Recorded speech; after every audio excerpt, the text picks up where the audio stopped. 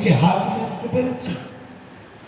একবার কি মাওলানা তুমি হুসাইনের আরো নিকটে যেতে পারছো না আজিজ? সেই জন্য বলছি আমার যুবকেরা, আমি মুরব্বীদের বলবো না, তারা আজ আমাদের এই জায়গায় এনে দিয়েছে, তাদের এহসান আমাদের উপরে। আজ আজাদারিকে এত সুন্দরভাবে আমাদের হাতে তুলে দিয়েছে। এই আজাদারি, এই জুলুসের রওনক এই যুবকেরা আছে আজিজ। তাহলে সেই যুবকের মধ্যে যদি এত কমই আসে আজিজ, এটি চিন্তার বিষয়। এটি কম নষ্ট হয়ে যাবার পথে, এটি শিয়াতের আজাদারির নাম ধ্বংস হওয়ার পথে কিন্তু আছে। সেই জন্য বলছি জওয়ান, প্রতিটি গ্রামে যাবার পরে ফেরার পরে একবার নিজের হিসেব করবে। যার জন্য সার্ভিসকে, যার জন্য নিজের কর্মকে বলেছি তুমি পরে, আগে আমার। কিন্তু সেই জায়গায় যেয়ে দেখছি তুমি যদি না থাকো, তাহলে তুমি কেমন বোকা। তোমাকে শয়তান বোকা বানিয়ে দিয়েছে, তোমাকে বন্ধুত্ব বোকা বানিয়ে দিয়েছে, তোমার আত্মীয়তার দস্তরখান তোমাকে হুসাইন থেকে দূর করে দিয়েছে। ও আত্মীয়তা কাজে লাগে, আত্মীয়তাই দুনিয়ার আজিজ। মরার সময় তোমার আত্মীয়তা, কোনো বন্ধুত্ব তোমাকে মরার সময় কোনো রকম একটু সাহায্য করতে পারবে? কোন প্রকারের কিঞ্চিত পরিমাণ তোমাকে এই কষ্ট, যে মালাকুল মওত রূহকে কবজ করে, তোমাকে সেই কষ্ট থেকে চুল পরিমাণ রেহাই দিতে পারবে। কিন্তু সাদিকে আলে মোহাম্মদ কত সুন্দরভাবে বলছে, যখন ওনার কাছে জিজ্ঞাসা করা হলো, মাওলা, মালাকুল মওত যখন শরীর থেকে রূহকে কবজ করে কেমন কষ্ট? বলছে সে কষ্ট সীমা। মাওলা উদাহরণস্বরূপ বললেন, কুল কাঠ দেখেছেন তো, কুলের ডাল ছোট ছোট কাটা থাকে, ওর উপরে জর্জেটের কাপড় ফেলে যদি টানা হয় একটি একটি সুতো বেরিয়ে আসে। সেই রূপভাবে রূহকে সমস্ত শরীরের একটি একটি লোমের গোড়া পর্যন্ত যন্ত্রণা করে। বলছে মওত এত কষ্ট বলছে, হ্যাঁ। বলছে মাওলা এর থেকে রেহাই পাবো? বলছি শোনো, মুস্কি হেসে বললেন, যার অন্তরে আমার আহলে বাইতের মহব্বত থাকবে, তার রূহকে মালাকুল মওত কেমন ভাবে খরচ করবে? বলছে যেমন ভাবে একটি ফুল তুমি শুকে তার সুগন্ধকে নিয়ে নাও, ফুলের উপরে কোনো কষ্ট হয়, ফুলের উপরে কোনো আঘাত আসে না। বলছে সেই রূপ ভাবে একজন মুমিন ব্যক্তি যার অন্তরে আহলে বাইতের মহব্বত আছে, তার রূহকে কষ্ট। তাহলে কোন জিনিস এই সবচেয়ে বড় কষ্টের হাত থেকে সর্বপ্রথম রেহাই দেবে? আহলে বাইতের আজিজ। এই যে আত্মীয়তার জন্য, বন্ধুত্বর জন্য আমরা বিভিন্ন নেকি ছেড়ে দিচ্ছি, কবরে কোনো আত্মীয়তা কাজে লাগবে? কেউ আসবে আপনার কবরে? শুধু কবরের ভিতরে তো যাওয়া দূরের কথা, মাটি দেওয়ার পরে যখন সবাই ফিরে আসে, মৌলানা সাহেব যখন একা একা বসে তালকিন পড়ে, মৌলানা সাহেবেরও কিন্তু ডর লাগে। হ্যাঁ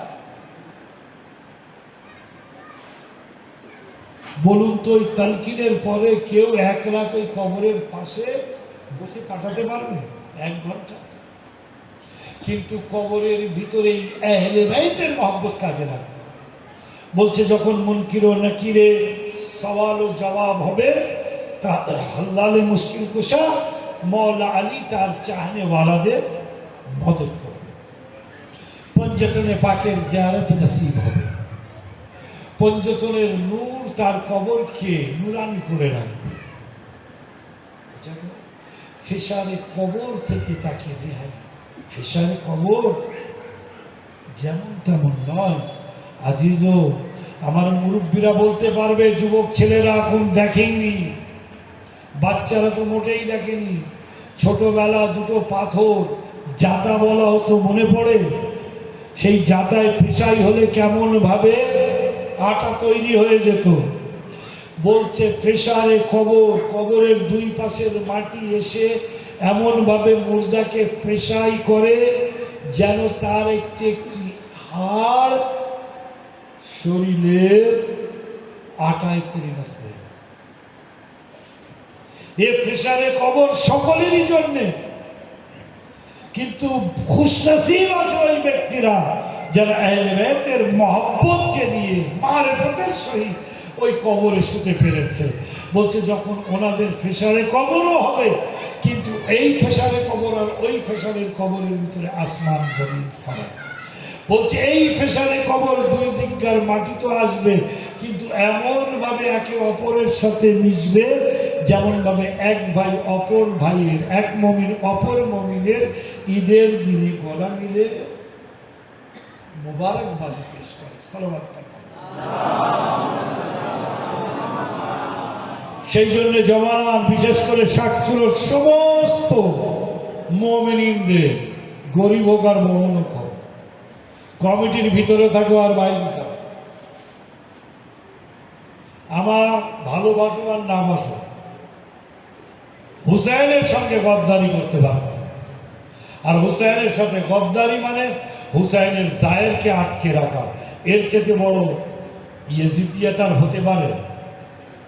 তোমার বাড়িতে যত বড় মেহমান আসুক, তার কাছে একবার প্রশ্ন করবো, ভাই তুমি আজকে কেন এসেছো? জামাই হোক, বেই হোক, বিন হোক, বলবে আমরা তোমাদের গ্রামে 40-এ এসেছি। তার মানে তার কিন্তু হুসাইনের নামের মেহমান। তাকে যদি তুমি এখানে না আসতে দিয়ে সারাদিন আটকে রাখো, তা এক হুসাইনি আজাদারকে তুমি আটকেছ, এর সাজা কিন্তু মা ফাতেমার কাছ থেকে তোমাকে পেতে হবে। এটি আমার কোনো শব্দ না, কোনো পয়েন্ট বলছি না, এটাই বাস্তব। কোনো জায়েরকে আটকানো যায় না, কোনো আজাদারকে। তাহলে শয়তানের আর প্রয়োজন কি? শয়তান চায় যত দূরে রাখা যায় এই আজাদারি থেকে আজাদার। আর তুমি তার কাজ করছো, সামনে বড্ড ভালো খাদ্য রেখে গল্প সাজিয়ে দিয়ে এখানে হয়েছে ওখানে হয়েছে, মজলিসও শেষ, জুলুসও কারবালায়, ওখান থেকে ফিরেও এসেছে, তারপরে বলছে আসতে কি আসবে আর কি ভাবে আছে। সালাওয়াত। এটি কেন বলছি আজিজ? এই পরিবেশ অনেক পরিবর্তন হয়েছে। কেন আমি এত করে বলছি? যদি আমি পরিবর্তনের ভিতরে না দেখতাম বাংলার মানুষের, তাহলে হয়তো বলাই ছেড়ে দিতাম, কি আরো টক ভাবে বলতাম। কিন্তু পরিবর্তন আসছে, আর এই পরিবর্তনের সবচেয়ে বড় ক্রেডিট যাচ্ছে ওলামায়ে বাঙ্গাল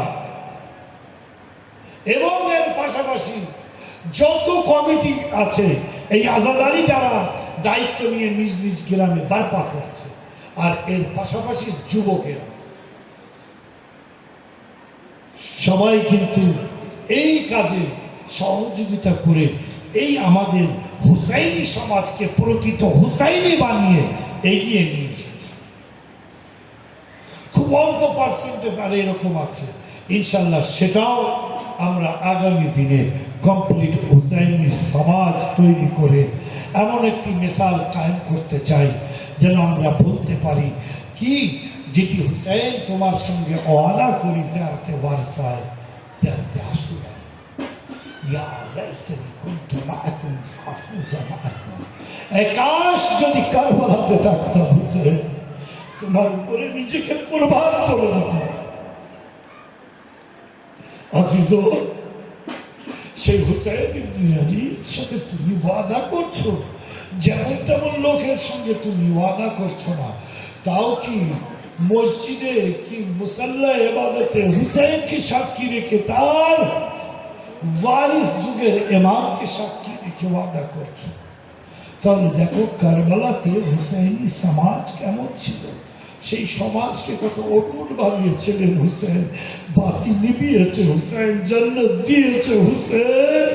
তারপরেও কেউ যায়নি, শুধু জামাত দূরের কথা।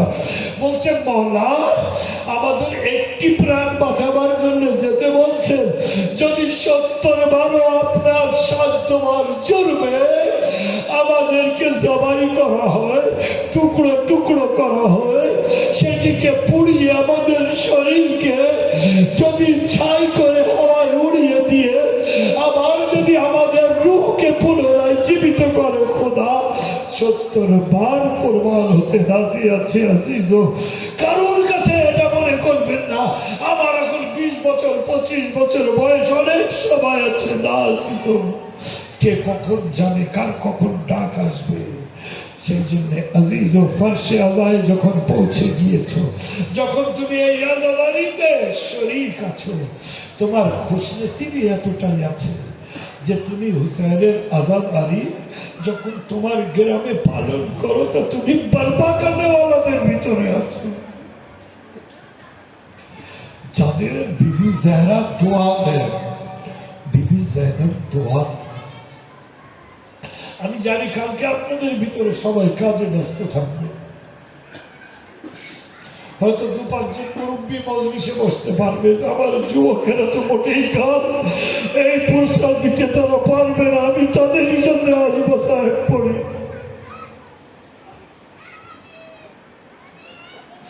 আল্লাহ, তোমরা 40 করছো, কিন্তু চিন্তা করো স্বামীর কায়েদ খানা। আজ তো বিবি জায়নাবের দিন পালন করছো। কায়নাতের 3টি বেটি, এই কায়নাতের আজিম তরিন বাজমত তরিন জাতের বেটি। প্রথম বেটি কায়নাতের শ্রেষ্ঠ জাত, বালে খোদা, আম্বিয়াদের সর্দার, আমার আপনার প্রিয় নবী মোহাম্মদ আরবি সাল্লাল্লাহু আলাইহি ওয়াসাল্লামের বেটি ফাতিমাতুজ জাহরা। চিন্তা করো, মজলুমা তো, যে তার বাড়িতে আগুন জ্বালানো, তার পাঁজর ভেঙে দেওয়া, তার গর্ভে মহসিনকে শহীদ করা হয়। বলো মা ফাতেমা খাতুনে জান্নাত, যার বাবা আম্বিয়াদের সরদার হাবিবে খোদা, তার বেটিকে তার বাবার লাশ 3 দিন নিয়ে বাড়িতে মদিনাবাসীদের অপেক্ষা করতে হলো, কেউ আসবে তার বাবার লাশকে দাফন করবে।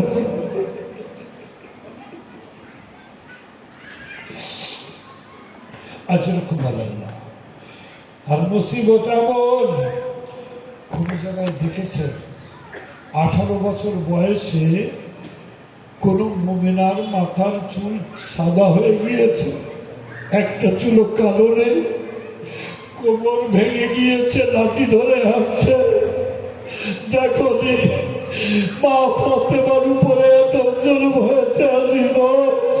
মা ফাতেমা নিজের বাবাকে মনে করে একটি নয়া পড়েছিলেন, সুব্বতে আলাইয়া মাসাইবুল্লাহ সুব্বতে আলাইয়া বেসিরুল্লাহ। এ বাবা, তোমার উপরে আমার উপরে এত জুলুম হয়েছে, যদি এই দিনের আলোর উপরে হতো, রাতের অন্ধকারে পরিণত হতো। আজিজ আজরকুম আল্লাহ। শুধু তাই নয়, ফাতেমা খেলাফতের দরবারেও গিয়েছে। আজরকুম আল্লাহ। ফাতেমাকে দাঁড় করিয়ে রাখা হচ্ছে, যার জন্য নবী উঠে দাঁড়িয়ে ফাতেমাকে নিজের জায়গায় বসাতে, সেই ফাতেমাকে দরবারে 3 ঘন্টার বেশি জালিম দাঁড় করিয়ে রেখেছে। আজরকুম আল্লাহ। তারপরে আছে দ্বিতীয় বেটি, যে আলীর বেটি, যে সমস্ত আউলিয়াদের সরদার আলী। কিন্তু ফাতেমা তো দরবারে গিয়েছিলেন, ফাতেমার হাতে দড়ি ছিল না, মাথায় চাদর ছিল। এ বিবি, আজ তোমার মখদুমা বেটি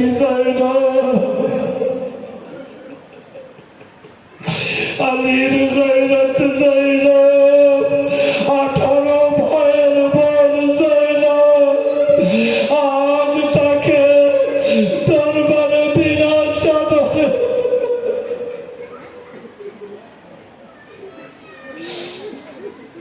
আজরকুম আল্লাহ।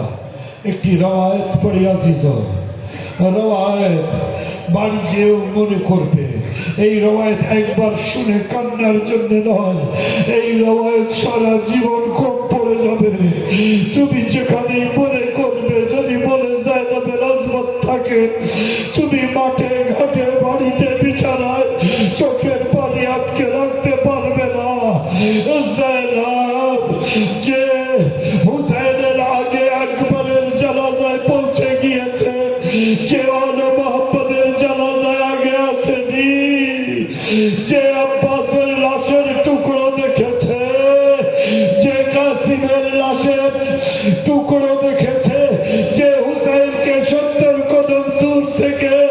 সীমানের খঞ্জর তলে সবাই হতে দেখেছে সেই অলিয়া মাকার বিবি বলে, হে মা, হে বাবা নিয়ে বলতে না, আমি কোনো জায়গায় ঘাবড়ে যাইনি, কিন্তু সাথে গরিমা হলো, জালিম খেমায় আগুন জ্বালালো, একের পর এক নেজা দিয়ে বিবিদের মাথা থেকে চাদর কাটতে লাগে। হে বাবা, হে মা, আম্মা জাহরা, জালিম আমার প্রথম চাদর কেড়ে নিল, আমি আরেকটা চাদর নিলাম। হে মা, জালিম সে চাদরও কেড়ে নিল, আমি আরেকটি চাদর নিলাম। আজিজ, এই চাদর কাটছে জালিম, আর প্রতিটি চাদরের আঘাতে কারার জন্য পল্লবের আঘাত জাইনাবের মাথায় লাগছে, রক্ত ঝরে যাচ্ছে।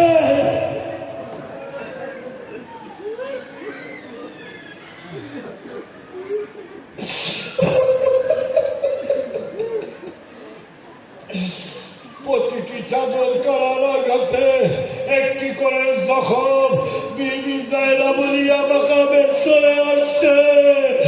বিবি বলেন, আব্বা, এইভাবে 9-12 চাদর জালিম কেড়ে নেয়, আমার কাছে আর চাদর ছিল না আব্বা, কিন্তু আমি কি দেখি জালিম চাদর নিয়ে ফোরাত নদীতে যায়।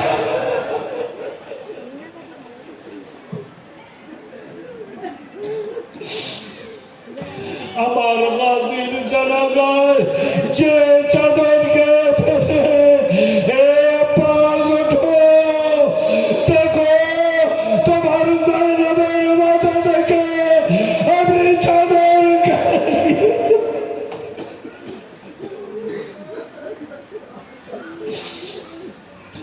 সেই বিবিকে বাজুতে দড়ি বেঁধে বিনা চাদরে দরবারে নিয়ে যাওয়া হয়েছে। তৃতীয় আজিম তরির বেটি হুসেনের চার সানা সকেনা আজিজ, এ বিবি জাহরা সকিনার পুরসা কবুল করে নেবেন। আপনি খেলাফতের দরবারে গিয়েছিলেন, মাথায় চাদর ছিল না, কিন্তু আপনি ফিরে বাড়িতে এসে মাথায় চাদর ছিল, সেই অবস্থায় বাড়িতে ফিরে এসেছেন বিবি। কিন্তু আলী বলেন, জাইনাব যখন ফাতেমা যখন খেলাফতের দরবারে গিয়েছিল, যাবার সময় মাথার একটি চুলও ফাতেমার সাদা ছিল না, যখন ফিরে এসেছে ফাতেমার মাথায় একটি চুলও আমি আর কালো পাইনি। বিবি এত দুঃখ না, কিন্তু বিবি আলী আপনাকে তো চিনতে পেরেছে, কিন্তু জাইনাব যখন কুয়াশা থেকে ফিরে আবার মদিনায় এসেছে, আব্দুল্লাহ জাইনাবকে চিনতে পারেনি। একবার বললে, বিবি আপনি আবার বাড়িতে গেল।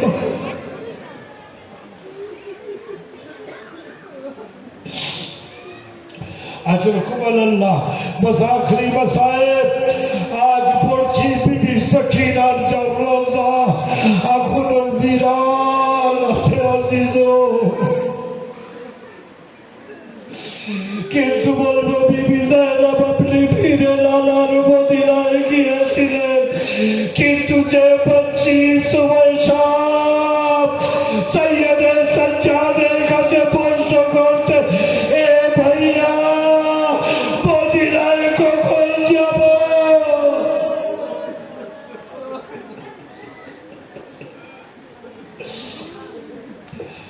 শামের কায়েদখানা। বিবি সকিনা ভাইয়ের কোলে মাথা রেখে দেখলেন আকাশ থেকে পাখি উড়ে যায়, সকালে এদিকে যায়, আবার বই সন্ধ্যার আগে ফিরে আসে। জিজ্ঞাসা করলেন, ভাইয়া এই পাখিরা রোজ উড়ে এই দিকে যায়, সকালে আবার সন্ধ্যাবেলা ফিরে আসে? বললেন, বললেন সকিনা এরা রোজ সকাল হলে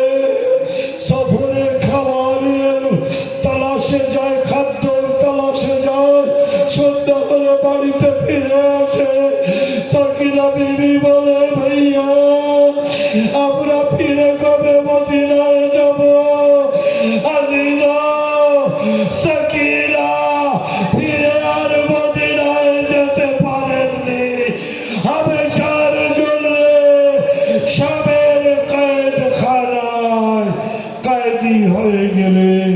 সায়ালাবুল্লাযীনা যালামু হাইয়া মান কালবিনাল কালবুল মাতামে হুসাইন।